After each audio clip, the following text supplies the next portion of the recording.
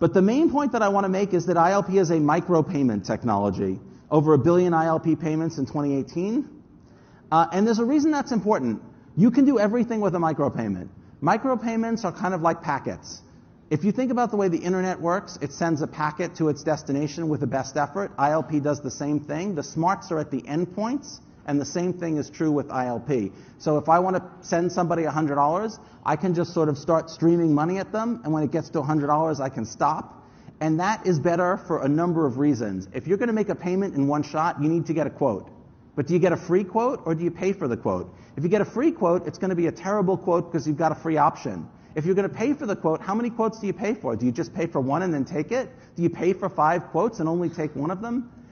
When you stream micropayments, when you make payments by micropayments, you can stream that payment through multiple forwarders, and those individual forwarders can stream that payment through multiple forwarders, and you can take advantage of that best path. And if the path is really good, you can stream money faster. And if the path is really bad, you can stream money more slowly. And the net effect is that you can manage a payment as a series of micropayments. And I know that sounds kind of crazy to you guys today, but if we lived in the circuit switch days of telecom, packet switch, like sending a telephone call over packet switching would sound just as crazy, but it's just as innovative. If we can develop micropayments that are as cheap as a DNS request, micropayments can take over the world. We can put all of the world's payments on a modern payment platform that interoperates between both blockchain and non-blockchain value.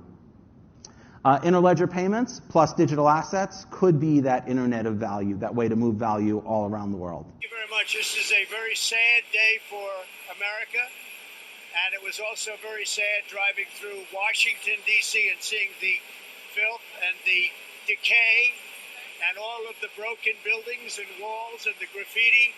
This is not the place that I left. It's a very sad thing to see it.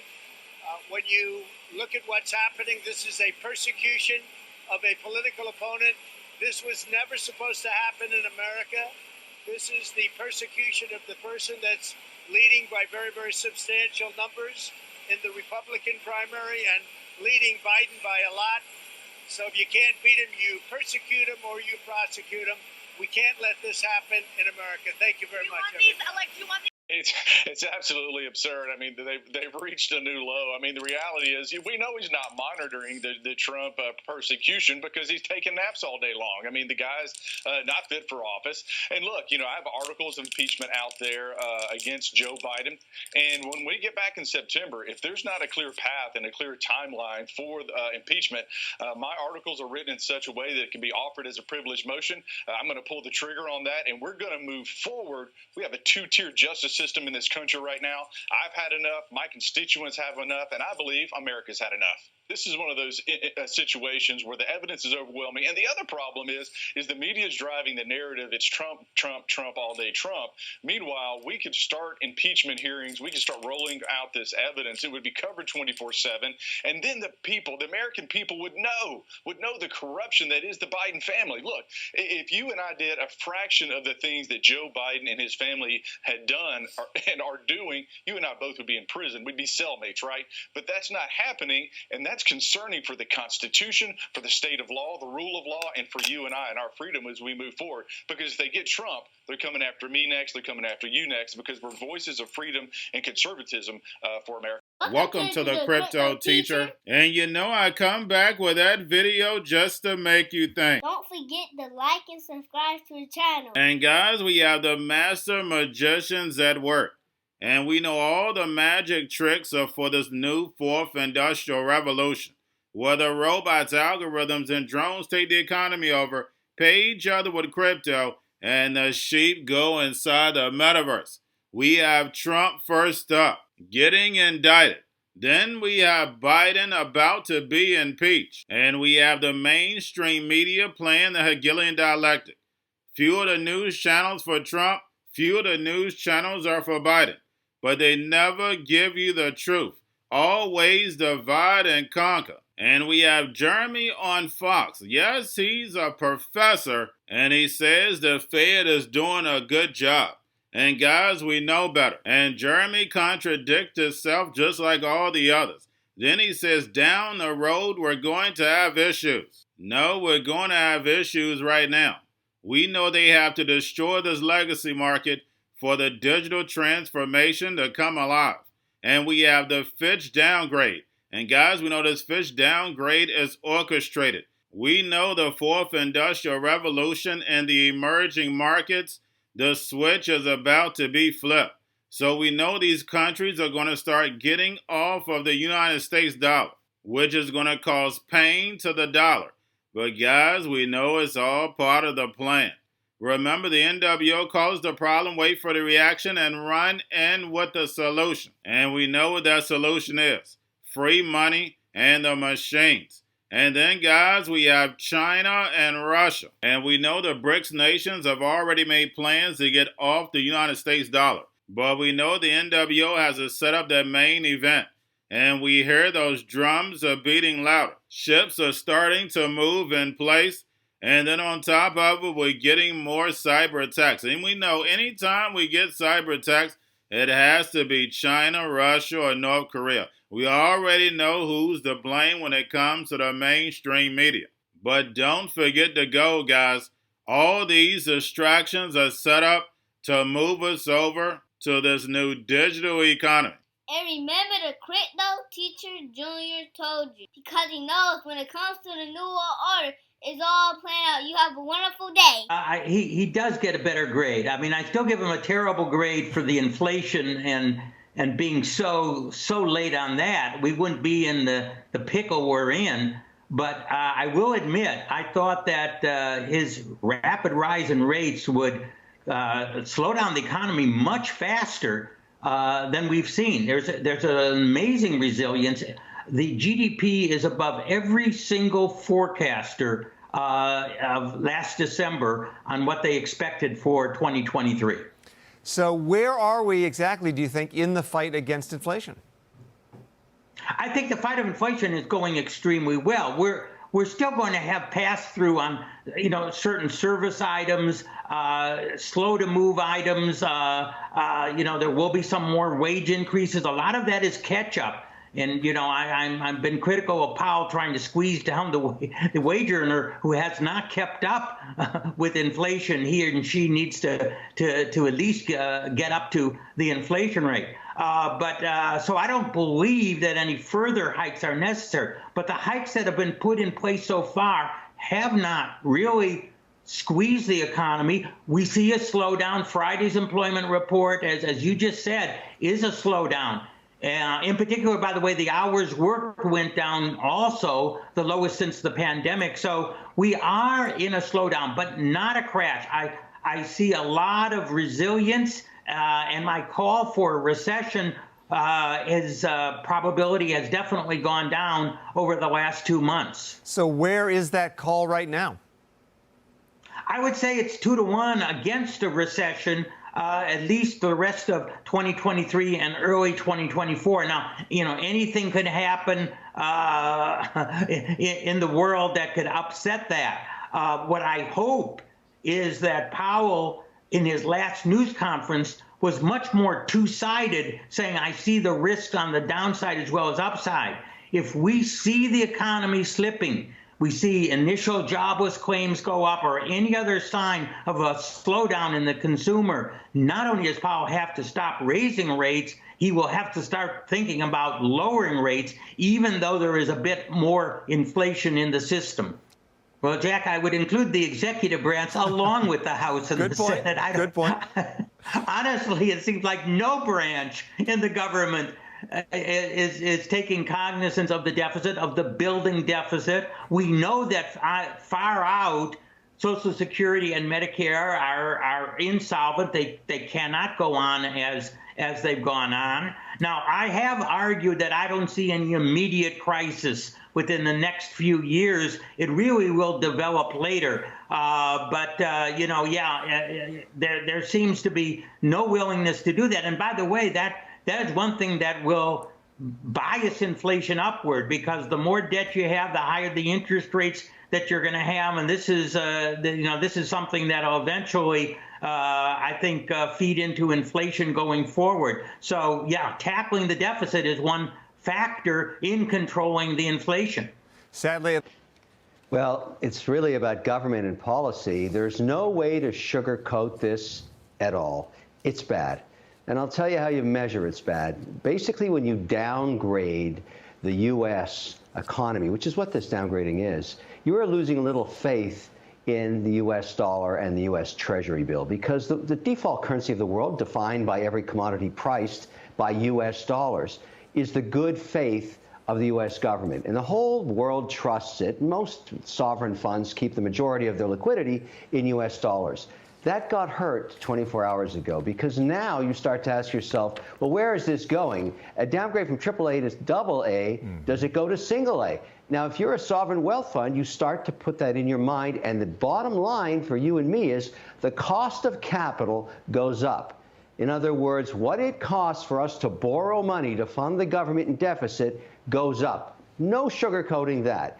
Now, how does this actually affect the next 24 months? Well, let me explain. Think about the CHIPS Act and the Inflation Reduction Act. We're printing billions of dollars. Government claims it has merit. It's important to do this.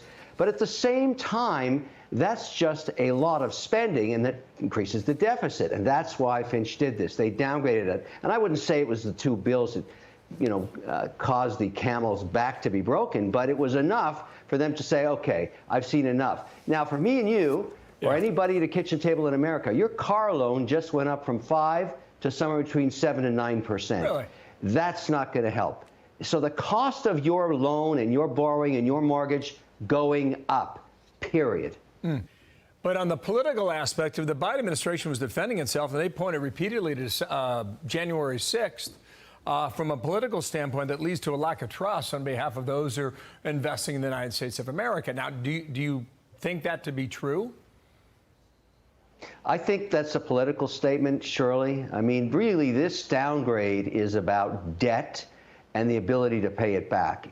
It looks beyond any one event. Doesn't matter. The more the government goes into deficit spending, the more rating agencies scrutinize the quality of that debt. And if you thought we got to the point of no return where it was impossible to pay this debt back, you'd rename the United States of America Venezuela. Wow. So that's what you got to start thinking about. It's that simple. We're nowhere near that yet, but investors like me look at this every single day and say, what happened there? What happened in the last 24 hours?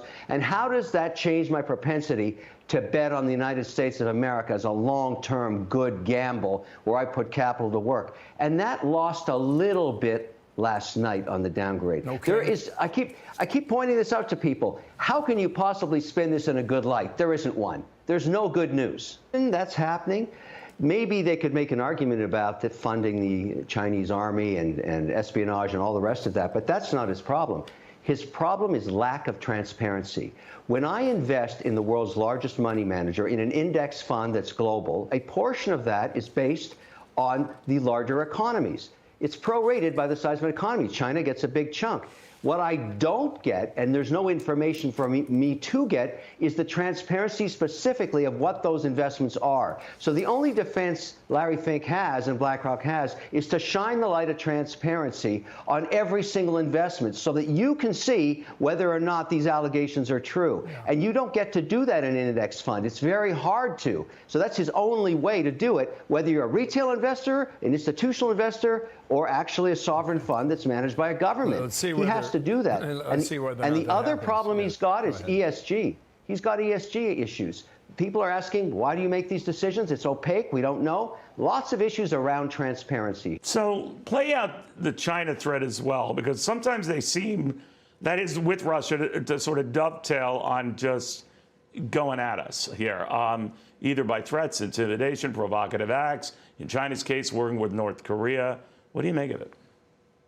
Yeah, we've been asleep at the switch, I think, for decades. In 1949, when Mao Zedong took over the People's Republic of China, they soon launched what I call unrestricted warfare, something a couple of Chinese colonels wrote about many years ago. They're going after us in terms of political warfare, cyber warfare, legal warfare, economic warfare, kinetic warfare. Their military is giant. They have more ICBMs than we do, and their naval fleet is larger, though not as capable as yet as ours. Neil, what most people don't understand is that they've been collecting on us in a very aggressive, relentless way for decades. You know, we've just begun this year seeing the balloon over America, the Chinese police station in New York City, the spy base in Cuba. We've seen China's cyber attacks on us, robbing perhaps $600 billion worth of intellectual property every year. We've seen malware placed in our critical infrastructure, just like a ticking time bomb. And of course, we've even seen them buying land around military bases. So there's a lot going on. Waterbury Hospital officials sent us a statement saying, in part, quote, "We are in the process of isolating and evaluating the impact of a cybersecurity attack that hit our organization and our hospital this morning." Now, going to a different economy, and we're going to be learning more about that as we go, but clearly we're learning that things can be done from remote locations. We're learning that technology can replace people even more than we thought. We're not going back to the same economy. We're recovering, but to a different economy, and it'll be one that is more leveraged to technology. And I worry that that is going to make it even more difficult than it was for many workers. In Silicon Valley, and my friends who work in technology know that what we did to the manufacturing workers, we are now going to do to the retail workers, the call center workers, the fast food workers, the truck drivers, and then even bookkeepers, accountants, insurance agents, lawyers, and on through the economy. So what happened to the manufacturing workers is a very clear sign. And so we'll import Chinese-based CBDC technology. So it's going to be CBDC in a box provided to you by the People's Bank of China. But every stock, every bond, every currency, every commodity, every piece of art, every private business, every piece of real estate will eventually be a token on a blockchain, an entry on a ledger, permanent and immutable. We will have truth instead of trust, and we will save over $7 trillion a year. 6 to 8% of global GDP is wasted by the friction of the trust industry that's necessary when you have dual entry accounting. With triple entry accounting, which is what a blockchain is, we get rid of all of that friction. It's a beautiful future. Like what you see in China and their social credit scoring systems, right? If we get identity wrong, you know, it could be a tool to enslave humanity. And if we get it right, it could be a tool to liberate humanity. And as an American, you know, I'm obviously rooting for the one that's on the side of freedom. Bitcoin is an international asset. And also, I do believe the role of crypto is, it's digitizing gold. I actually believe this technology is going to be very important. Look at it. We have been part of a huge revolution in investing through ETFs. We believe that ETFs will be changing the whole way we invest. Many people still use it as a means, well, people are investing it for indexing. No, the majority of people who are putting money in in ETFs are active investors that are buying exposure. The entire bond market is being transformed as we talk right now. I believe the next generation for markets, the next generation for securities will be tokenization of securities. And if we could have that distributed ledger that we know every beneficial owner, every beneficial seller, we all have our code of who's buying, who's selling, instantaneous settlement. And think about it, it changes the whole ecosystem. Cryptoteacher and the New World Order book, plus the 3 Kids books. It's time to re-educate. Also, new to cryptos, Coinbase, Bitrue, Binance. Do not forget book links and crypto links are in the description. The stock channel, guys. Don't forget to go like, subscribe, spread everywhere. You have your Kobo, your chip stocks, your banking, your gaming. While everybody's sitting at home, get on stocks, the Seaver, the biotech stocks. And while everybody's at home wishing, they were still getting that free money. What are they doing? Drinking and smoking weed. Don't forget about those stocks, and you have a wonderful day. The most powerful person in the world is the storyteller. The storyteller sets the vision, values, and agenda of an entire generation to come. Steve Jobs. And guys, you know I truly believe in this. When you look at the New World Order, they're the storytellers. And that's the reason why I wrote my New World Order book. But guys, now it's time to change the current generation. And I wrote 3 kids books. You know I love the Trinity because I understand the power that's in it. So I have 3 books. We have an opportunity to change the generation, to educate, not just me, but I want to show you that I take action on a daily basis. And I want you to take action on a daily basis. Whether it's your job, whether it's in your community, we have an opportunity right now to educate the masses. I posted this on my Twitter account. Please share, but this is a short clip of the 3 books. There's going to be a clothing line and action figures. Please get these books for your kids, nephews, cousins, friends, so therefore we can start the re-education now. Because as we see, the 4th Industrial Revolution foundation is definitely here. Robots, algorithms, drones, taking humanity out the picture. We have to re-educate. But let's get into the video. Part 1. King Joshua and Grandma Tam save the village. Part 2. King Joshua and Grandma Tam save New York. Long COVID-33. Part 3. King Joshua and Grandma Tam goes to China. It's mandatory to get part 1, part 2, and part 3 of this series. It's time to re-educate Generation Z.